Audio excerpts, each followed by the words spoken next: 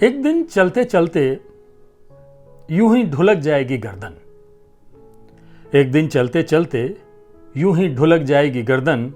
सबसे ज्यादा दुख सिर्फ चश्मे को होगा।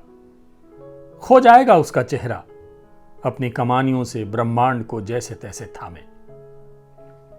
वो भी चिमटा रहेगा मगर कैसी जिंदगी जिए, अपने ही गुत्थी रहे।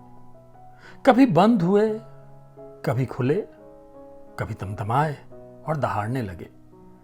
कभी म्याऊं बोले, कभी हंसे, दुत्कारी हुई खुशामदी हंसी।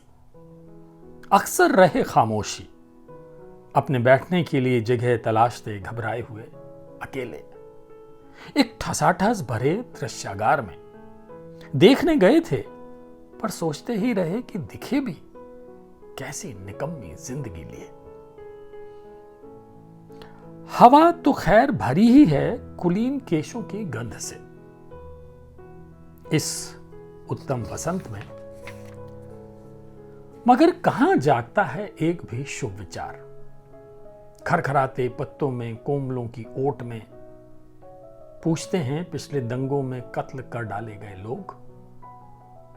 अब तक जारी इस पशुता का अर्थ कुछ भी नहीं किया गया, थोड़ा बहुत लज्जित होने के सिवा। प्यार एक खोई हुई जरूरी चिट्ठी। प्यार एक खोई हुई जरूरी चिट्ठी, जिसे ढूंढते हुए उधेड़ दिया पूरा घर। फुर्सत के दुर्लभ दिन में विस्मृति क्षुद्रता का जघन्यतम हथियार, मूठ तक हृदय में धसा हुआ पछतावा। ये कविता मैंने आपको सुनाई, कैसी जिंदगी जिए। ये साहित्य अकादमी पुरस्कार से सम्मानित वीरेन डंगवाल साहब की कविता थी, जो कविता वीरेन नाम के इस संकलन से मैंने ली है। इसे नवारुण प्रकाशन ने छापा है। वीरेन डंगवाल के बारे में, कविता आगे सुनाने से बारे में एक बात बता दूं कि मैंने वीरेन जी के साथ काम किया। बहुत थोड़ा सा वक्त ही मैंने उनके साथ बिताया काम करते हुए, लेकिन उनकी सोहबत में रहने का मुझे काफ़ी लंबा वक्त मिला था। करीब 3 साल के करीब मैं उनकी सोहबत में था। तो कुछ कविताएं इस संग्रह की मेरी उनकी पढ़ी हुई हैं, कुछ उन्होंने खुद सुनाई हैं। तो जब ये संग्रह आया तो मुझे बड़ी तमन्ना हुई कि इन कविताओं को मैं सुना सकूं। हम उनको प्यार से गुरुदेव कहा करते थे कि गुरुदेव की कुछ कविताएं अगर मैं सुना सकूं।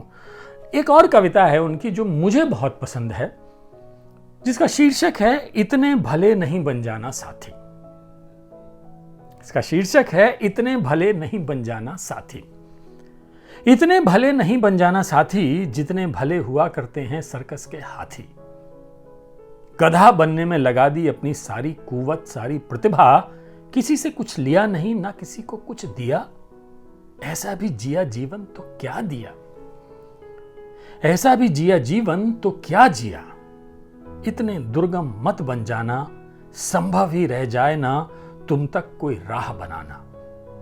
अपने ऊंचे सन्नाटे में सर धुनते रह गए, लेकिन किंचित भी जीवन का मर्म नहीं जाना। इतने चालू मत हो जाना, सुन सुनकर हरकतें तुम्हारी पड़े हमें शर्माना। बगल दबी हो बोतल, मुंह में जनता का अफसाना। ऐसे घाघ नहीं हो जाना। ऐसे कठमुल्ले मत बनना, ऐसे कठमुल्ले मत बनना। बात नहीं जो मन की तो बस तन जाना। दुनिया देख चुके हो यारों, एक नजर थोड़ा सा अपने जीवन पर भी मारो। पोथी पत्रा ज्ञान कपट से बहुत बड़ा है मानव। कठमुल्लापन छोड़ो, उस पर भी तो तनिक विचारो।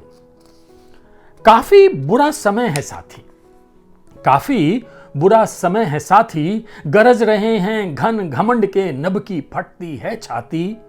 अंधकार की सत्ता चिलबिल चिलबिल मानव जीवन, जिस पर बिजली रह रहे अपना चाबुक चमकाती। संस्कृति के दर्पण में ये जो शक्लें हैं मुस्काती, इनकी असल समझना साथी, अपनी समझ बदलना साथी। ये जो दोनों कविताएं मैंने आपको सुनाई हैं, दोनों 1984 में उन्होंने लिखी थी। और अब मैं उनकी जो कविता सुनाने जा रहा हूं, ये है, इसका शीर्षक है फैजाबाद अयोध्या, फिर निराला को। तो स्टेशन छोटा था और अलमस्त, आवाजाही से अविचलित एक बूढ़ा बंदर धूप तापता था, अकेला प्लेटफॉर्म नंबर 2 पर। चिलम पी रहा एक रिक्शे वाला एक बाबा के साथ। बाबा संत ना था, ज्ञानी था और गरीब, रिक्शे वाले की तरह। दोपहर की अजान उठी, लाउडस्पीकर पर एक करुण प्रार्थना, किसी को भी एतराज ना हुआ। सरयू दूर थी यहां से, अभी दूर थी उनकी अयोध्या। नंबर 2, टेम्पो, खच भीड़, संकरी गलियां, घाटों पर तख्ती तख्त, कंघी जूते और झंडे। सरयू का पानी देह को दबाता, हल्की रजाई का सुखद बोझ। चारों ओर स्नानार्थी, मंगते और पंडे। सब कुछ था पूर्ववत, सब कुछ था पूर्ववत अयोध्या में, बस उत्सव थोड़ा कम, थोड़ा ज्यादा वीतराग। मुंडे शीश तीर्थंकर सेकते बाटी अपनी, 3 ईंटों का चूल्हा कर जैसे तैसे धौंक आग। फिर भी क्यों लगता था बार बार, आता हो जैसे किसी घायल हतकार धनुर्धारी का भिचा भिचा विकल रुदन। नंबर 3, लेकिन वो एक और मन रहा राम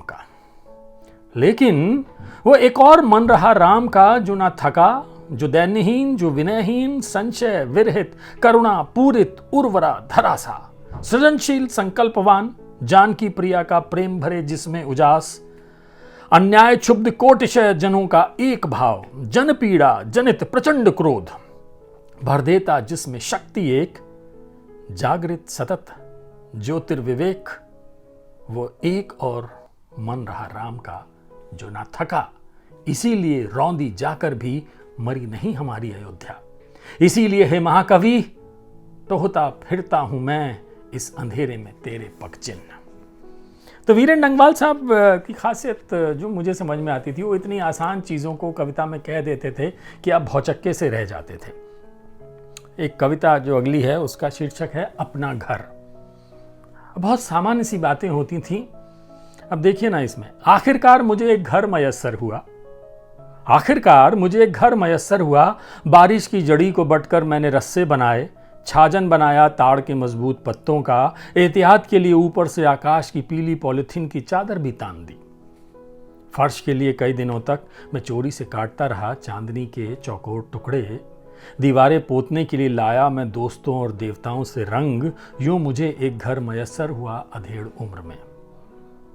मेरे घर में एक कोना पिता का है, जो काफी उम्र दराज हैं। मैं अपराधियों की तरह सोचता हूं। एक में हम दोनों जन, एक में बच्चे और किताबें, एक मेहमान का है जिसे अक्सर मैं ही लेटने बैठने खाने और चोरी से सिगरेट वगैरह पीने के काम में लाता हूं। इस कोने में मार्क्स और ब्रेख्त की तस्वीरें लगी हैं। एक कोना टेलीफोन के लिए भी है जिसके बगैर आजकल गुजर नहीं। एक कोना टेलीविजन के लिए भी है जिसके बगैर आजकल गुजर नहीं। एक गुप्त कोना भगवान के लिए भी है जिसके बगैर आजकल गुजर नहीं। यूं हर जरूरत को ध्यान में रखकर बना एक 7 कोनों वाला घर मुझे मयस्सर हुआ। यह घर सारा जीवन मेरे साथ चलेगा, बैंक की किस्तों की तरह।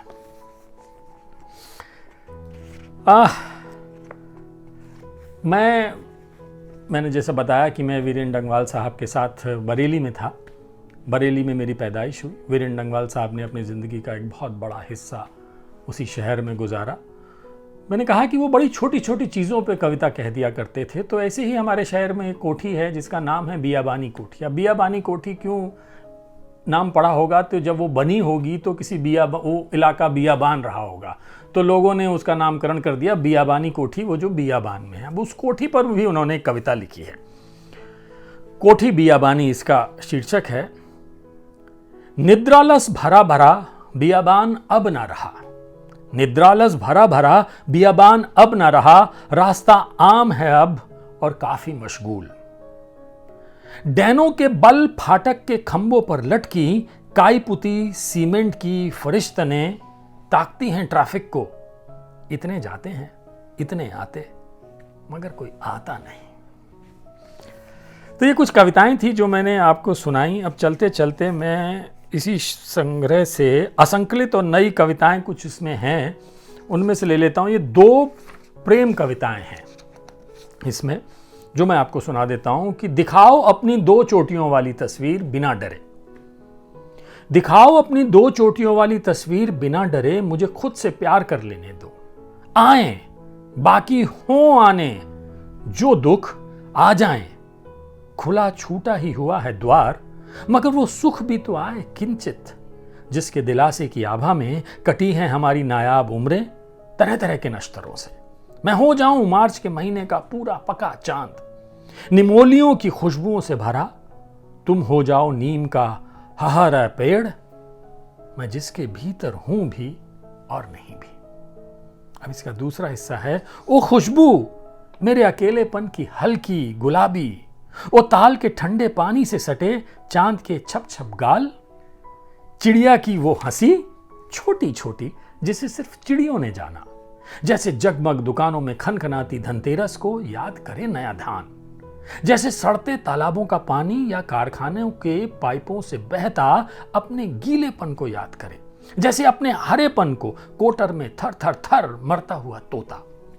जैसे कुत्ता अपनी छिनी हुई नींद को मैं तुमको याद करूं। वो अबाबीलें चली गईं, हमारी जीवन और हमारी भाषा से भी याददाश्त के सीमांतों पर छूटी बंद पड़ी फैक्ट्रियों की निर्जन कॉलोनियों की ओर गए वे भारी पेड़ बरगद पीपल पाकड़ के, जिनके भीतर और नीचे आबाद कितने ही संसार।